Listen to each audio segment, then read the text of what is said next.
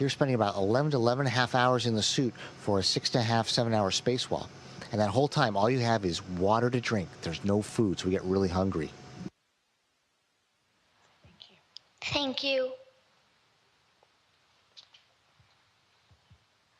Hi, my name is Hero. What time zone does the International Space Station follow? Well, we work on Greenwich Mean Time, and it is about the same time as London without daylight savings time. So that's the time we operate here on the space station, and then all of the mission control centers around the world that support us, they work around our schedule. So we're kind of like the sun. Everybody revolves around us up here. Thank you. Hi, my name is Aiden. If you spin a fidget spinner in space, does it just keep spinning?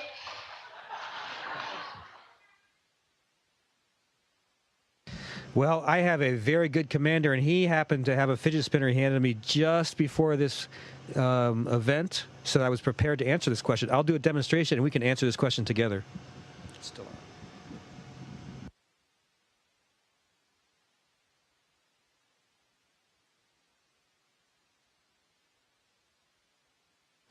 So you can see the fidget spinner's going a lot faster now than or a lot longer now than it would on the ground.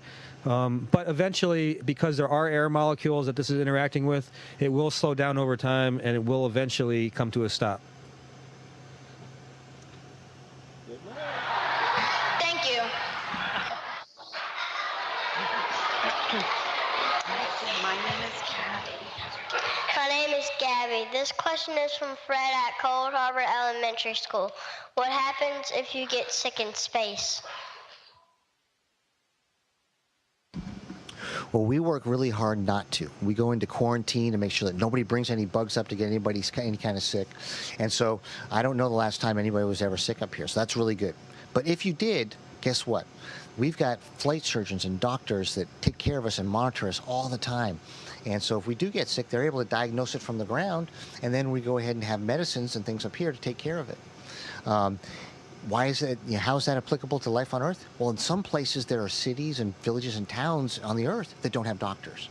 And so if people can call in and talk to a doctor, we call it telemedicine, or even use video, on an iPhone to show a doctor something.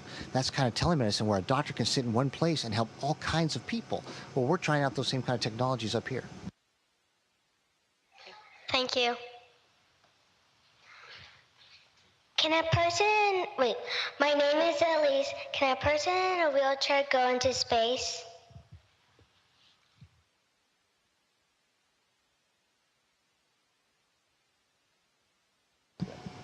Can anyone go to space? That's a great question. So right now, it's hard to get up into space, and most of the time, you have to be astronauts like us or from some of our other partner countries. And we have had some people that are space tourists that come up to space, but what we all hope is that over time, more and more people can come to space. It's a really cool place to be.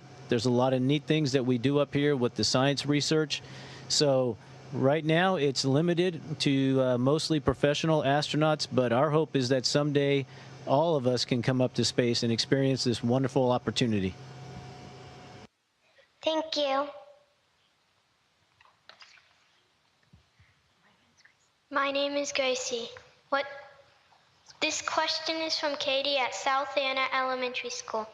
What do you do for entertainment on the International Space Station?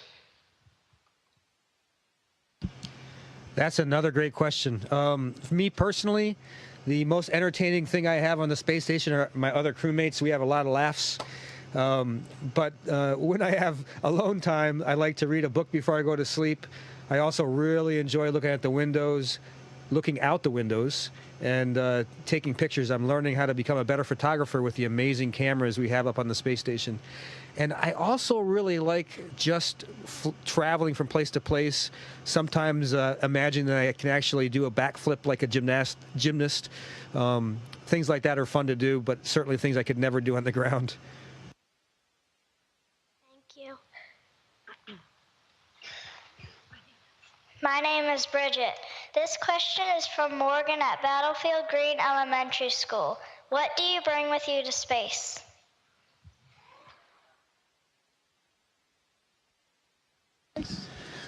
We bring things, most people bring things to remind yourself of home.